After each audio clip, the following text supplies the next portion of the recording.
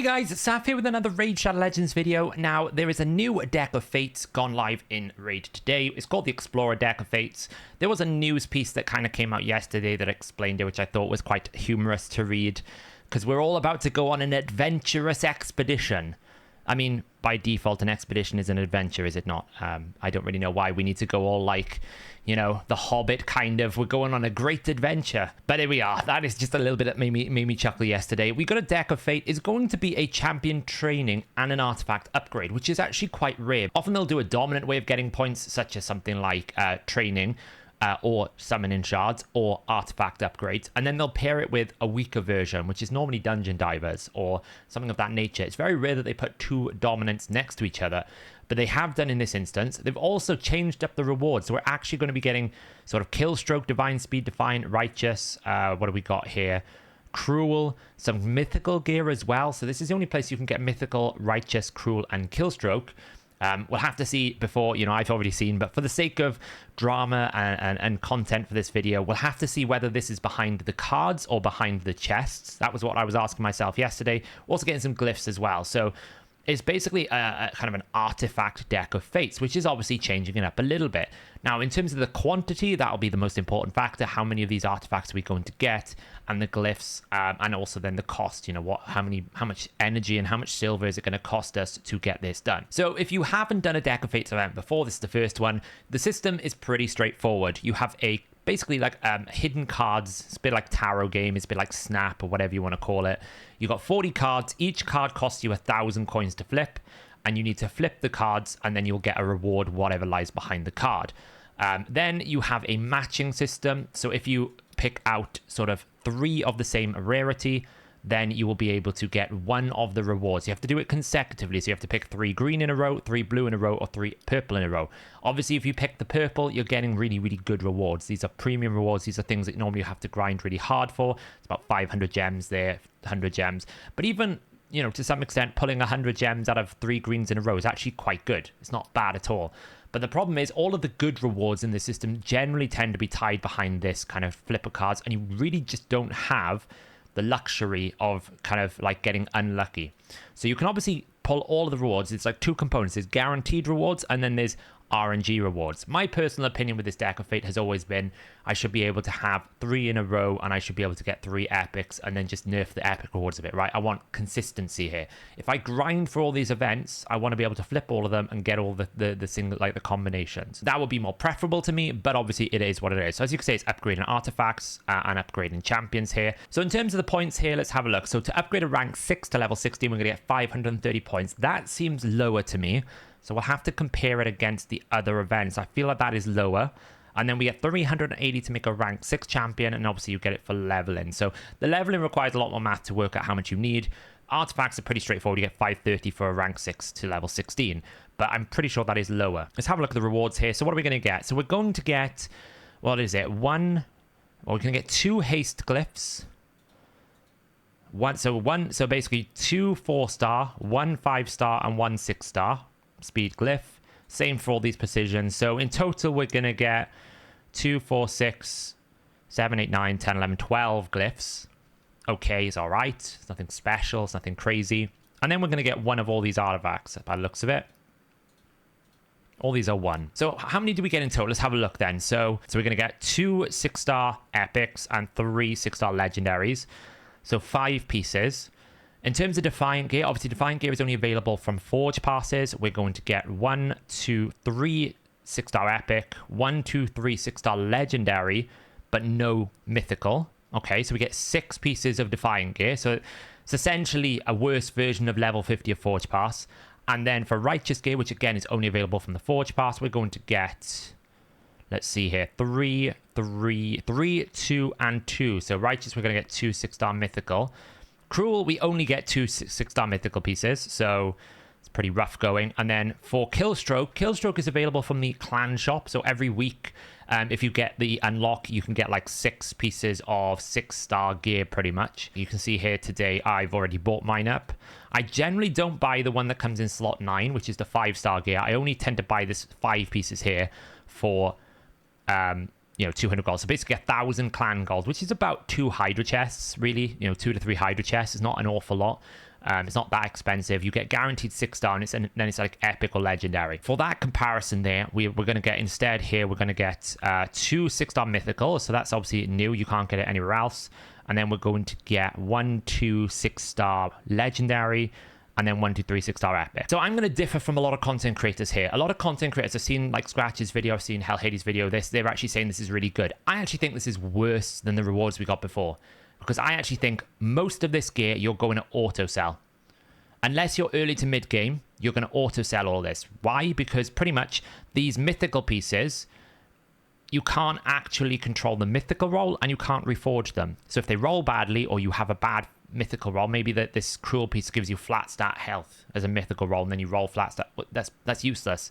You can't re-roll it because you can't reforge it, so that's an instant sell. So I almost look at this kind of like, okay, when I'm running dungeons, I run 100 Fire Knight. Of that 100 Fire Knight, I will probably keep only about 10 pieces, maybe 20 at most. I'll then roll those 10 pieces. I'll probably only keep about half of those pieces because they've rolled badly. So in that instance, I'm looking at this and going, okay, this could be counted as the 10 pieces that I keep. We got 28 artifacts here, which means that I'm probably going to sell half of them because probably half of them are going to roll badly. So if I've got 28 artifacts, I'm selling half of them. I only actually have 14 artifacts. So for the entire event rewards, you're giving me 14 artifacts and a handful of glyphs. What I'm trading for that is things like, let's have a look at some of the things that I'm trading for that. So here's one set of results. I can't remember exactly which one it is. I've looked back through all of my videos to collect all these different results here. So you can see normally we'd get ancient shards. There's an epic book. There's probably, I think, 3 or 4 mortal soul stones. There's multi-battles. There's soul coins. There's gems. There's chickens. There is more stuff that you actually want to use that has more value. Obviously, it's not as good value in terms of things like shards, like you'd prefer to get legendary shards. And there was other events here, like we can see if we have a look at another one here. Like this one here has essence. It's a bit more visual. We can actually see what it's got in here. They got rid of the numbers on some of the other ones. But you can see 2 tier 1 stones, 600 coins, 150 coins here. We get about 100 multi-battles, XP boost. We get ourselves some glyphs still. Look, there's still glyphs here, void shards. Then we go over to this one here. This one was a summoning event. We actually got a legendary skill tome. We also got all these 6-star glyph, some chaos ore. We got some void shards. We got some gems in here as well. And I just feel like these sort of rewards are more useful to you. This is, I think, the first ever one that we got, which is really poor, right? This one was pretty bad. We shouldn't have done this one. But just in terms of the rewards, what you're basically sacrificing is stuff that you would use, like gems and energy and glyphs and brews, for basically hope that some of these might roll well. Now, you could walk away with a quad roll mythical piece cruel and you think this is amazing. It was the best event I've ever done. But I actually think, in my opinion, this is not enough quantity to justify the cost when you have a look at how much you're going to need to do to even get all of these. Remember, there's only 6 mythical pieces, so there's 6 cards that have the mythical. You don't know which ones they're going to be. Now, the one thing I want to call out is they have changed the card ratios. So they've changed it now, so there's actually only 9 epic cards, which means if you've got to be perfect, basically. You've got to pull 3 epics back to back to get 3 epic pulls. If you miss one of them, then you instantly lose one, where before you had a grace card of 1, you could still get 3 even if you pulled 1. So it's a little bit cheeky that they've changed that, in my opinion. It's pretty hard to get 3 back to back as it is. So yeah, just, these little things are being snuck in. Also, I did check the numbers. We've got about a 13% reduction in the number of artifact points you get. But they have slightly increased the champion training. So, for example, the rank 5 in champion training has gone from 7 to 8 for a level. So you've got a little bit more points in champion training, a little bit less on artifact enhancement. That's probably just to balance out the workload here. So yeah, I don't know. I mean, some people are probably going to look at this and go, mythical gear, that's really good. I feel like they're trying to whitewash the event here, or red wash the event. They're trying to make it look like this is really good, but in essence, you're going to get, all these epic gear. There's a very strong possibility it's going to roll flat stat, so it's not going to roll right? The amount of times that I run dungeons and I get nothing out of them is quite substantial, and I would argue that unless these divine speeds roll kind of speed, they're kind of not worth much. If this defiant is flat stat, it's not great. Righteous is kind of good with speed or resistance, but, Killstroke needs to have damage stats. If it's not rolling crit rate, crit damage, then why are you really rolling a crit damage set? It doesn't really make much sense. So you're kind of limited. I would have just liked to have seen basically every single one of these doubled. I would prefer to see this doubled. For the cost that you're going to have to do to get all these things, I would prefer to double all the artifacts. But maybe that's just me. These are pretty standard now. They don't really change these up, these kind of like boost rewards. If you get yourself one of these, the only thing I would say is I'd much prefer to get like a Sacred Shard, an Eternal Soulstone, or a Legendary Book, rather than, or even 500 gems, rather than a Barrel and a Chaos Ore, personally. There is a Primal Shard here that's replaced the Void Shard. You know, clearly they value that less than a Sacred, more than an Ancient, but, you know, you can get a Primal Shard if you want. Let's basically run the math now, and then we'll see what we think. So first thing I want to just talk about is the opportunities for you to get the shards. So the old system here, as I said, used to be 17 common, 13 rares, and 10 epics. Now, as some people did point out in my last video, I did have a little slight math error, which is I kind of just assumed that they would always be 40. So I kind of worked out the odds of pulling one card and then multiplied those odds with itself. But obviously, if you're pulling one card out of the deck, then you need to react and pull the next attempt basically has one less common and one less total. So that's what we're kind of doing here. I've updated it now to basically sort of work out the odds when you've actually pulled 3 cards. So what it basically works out is in the old system, you wanted to have sort of 70, you had 17 common, 13 rares, and 10 epics. So the odds of you pulling 1 common was 43%, 1 rare was 33%, and then 1 epic was 25%, right? So these would all add up to 100%. When you actually work out the odds then of pulling 3 in a row, you can see you've got just under 7% chance for a common, just under 3% chance for a rare, and a 1.21% chance of an epic. Now, look what happens when I add 1 more to the common and take 1 away from the epic.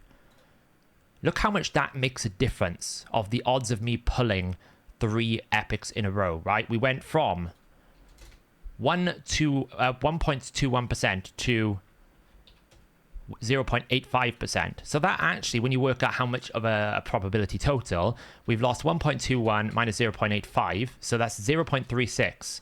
So actually, by making that one change, they have nerfed the chances of you getting a triple epic by 30%. Just by changing that one rule. They've reduced the chance of you being able to get 3 epics in a row by 30%. And it's just shady. You think all the things that are going on right now, that is a change they didn't need to do.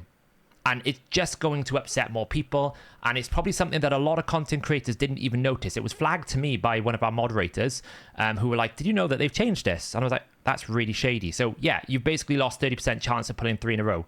So now you've got less than a percentage chance of getting 3 in a row. The game is just lean. The game just doesn't want to give you anything. And it's getting really frustrating as a player that every time we get an event, it always gets worse. It never improves. You know, they've changed the rewards. They're trying to red wash you into thinking, oh, we're going to get mythical rewards. This is really good. Sure. But now, actually, to get the really rewards that you want, which is epic, it's 30% less. It's 30% weaker. So I'm not really impressed with that player. I think that's a really shady thing to do. Now let's talk about the simple kind of calculation here, which is artifact enhancement. It's going to give you 530 points to go to upgrade a rank 16, 100, 16, and 5. As I said, this represents around about a 13% reduction in terms of total points than previously. I think previously it was 630 or 620, something like that. So they've taken around 13% away from the artifact enhancement. It's probably to balance out the fact that training is also quite good, right? So it would be quite cost effective otherwise if it would remain the same. We've got basically around about, we've got the artifact enhancement costs as well, like how much you get for an artifact enhancement over here. We've got the average silver cost that it will require you to upgrade your gear.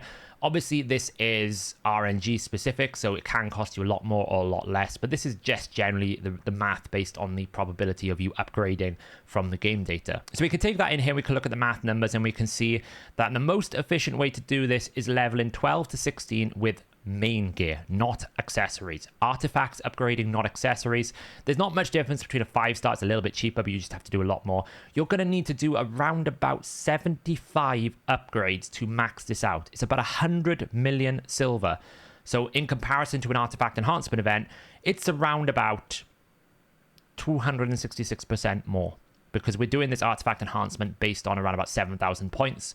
It's around about 28 million silver, 29 million silver. So it's about 266% more. Now, obviously, you're getting probably more than you would ever get in an artifact enhancement event, but put in context that you're getting gear that you might not be able to keep. So a lot of that gear could be just instantly sold if it rolls flat stats. Now, what I will say is they have been kind and they haven't picked bottom row gear, right? There isn't any chests, boots, or gloves. So the probability of rolling flat stat is gone, right? So at least you don't have that RNG.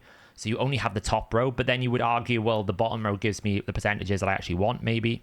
it's kind of difficult to know. Like, you might want those 6-star speed boots, but at least we won't have to deal with flat stats here. Now, again, let's just do a quick comparison because I think this is worth doing. This is my point differences from when I ran it in July. This was the July deck of Fates. So you can see it's a 610 and it's gone down to around about 530. Let's apply the same number of points here. We can basically do it in this tab here. We can see that actually it's going to cost you an extra 10 million. That's the change here. It's about 10 million difference. So it's a 10% cost increase from the artifact upgrading for this deck of Fates because they've nerfed those points. Now, obviously, we can do the training calculation here. We don't get any dungeon diver points, so we can't actually calculate any sort of contributions from running campaign. It's exclusively upgrading champions. Now, I've updated my points total in here to 385. It's roughly around about a 10% increase. So it's almost like they moved 10% out of artifact enhancement and put it into champion training to balance it out. So I've upgraded my points total here. You can see there's two ways that I always do training. I'm either assuming that you want to make food, so you're making rank 5 champions, or you want to make champions, you're making a rank 6 champion. And we work it out from partially leveling rank 4 and rank 5s to 14 and 25 respectively. And we also work from creating champions from rank 2. And we work it all the way up, and that kind of gives us an overall estimation of, okay, how many rank 6s do we need to make, and how many rank 5s we need to make in terms of food. We can calculate this then in stages 12-3 brutal or 12-6 nightmare.